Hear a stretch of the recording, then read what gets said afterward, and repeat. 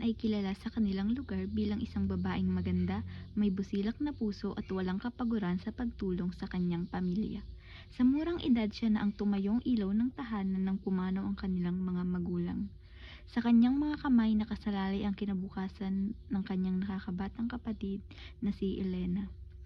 Isang araw habang abala si Belen sa paglilinis sa kanilang munting tahanan, nakaramdam siya ng matinding sakit sa dibdib. Napaupo siya sa sahig, hirap sa paghinga. Parang hindi na ako tatagal, Elena. Huwag mo sabihin natin na tawag ako ng doktor. Huwag na, Elena.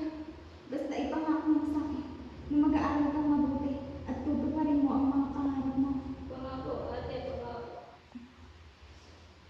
Mahal na mahal kita, Elena. Iyon na ang huling mga salitang narinig nila mula kay Belen. Sa bisig ng kanyang kapatid, lumisan siya sa mundong ito.